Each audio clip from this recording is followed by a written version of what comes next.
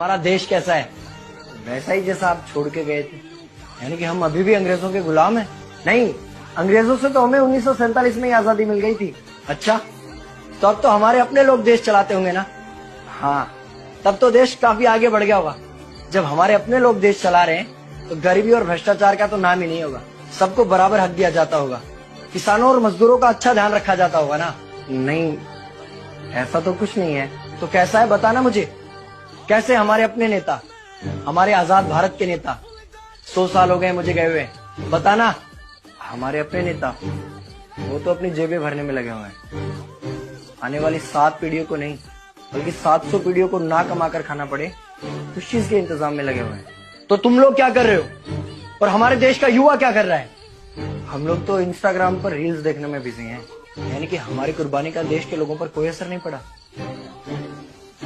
देश के लोगों में कोई देशभक्ति नहीं, कोई देश प्रेम नहीं। नहीं, ऐसा नहीं है। आपके लिए और देश के लिए बहुत प्रेम है भारत के लोगों के दिलों में। हर 15 अगस्त और 26 जनवरी को तिरंगा फहराते हैं, पूरे जोश के साथ भारत माता की जय बोलते हैं और आपकी डीपी भी लगाते हैं। और भारत और पाकिस्तान के क्रिकेट मैच के दौरान तो हमारी देशभक्ति पीक पर होती है। तुम इसे देशभक्ति समझते हो?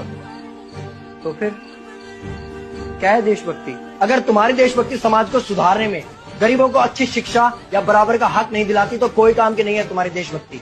भ्रष्ट नेताओं और सरकार के खिलाफ आवाज उठाओ, लोगों को एकजुट करो। लेकिन अगर हमने सरकार के खिलाफ आवाज उठाई या नेताओं से सवाल पूछे तो हमें एंटी नेशनलिस्ट कहा जाएगा या हमें गद्दार करार दे दिया जाएगा। तो डरता है। 23 साल का था मैं जब अंग्रेजों ने मुझे फांसी पर चढ़ा दिया। मुझे तो आतंकवादी कहा गया था। अगर अब नहीं जागे तो ये देश सोता रहेगा। ये सरकारें, ये नेता देश को बेच खाएंगे। इस भ्रष्ट सरकारी तंत्र से लड़ो। देश को क्रांति की जरूरत है। क्रांति यानी कि हमें हथियार उठाने होंगे, बंदूकें उठानी होंगी जैसे आपने उठाई थी। नहीं, हमारी क्रांति विचारों की थी। जब अंग्रेजी हुकूमत ने हमारी आवाज नहीं सुनी तो हमने और जोर से आवाज लगाई और अपने विचार रखे। और क्रांति केवल सत्ता को बदलने तक सीमित नहीं है, बल्कि इस भ्रष्ट अन्यायी तंत्र को जड़ से उखाड़ कर फेंकना है। पर ये होगा कैसे? अपने आसपास से शुरुआत करो। जो भी तुम्हें भ्रष्ट नजर आए उसके खिलाफ आवाज उठाओ, एक्शन लो। तुम्हारे टैक्स का पैसा नेताओं की जेब में जा रहा है, हिसाब मांगो।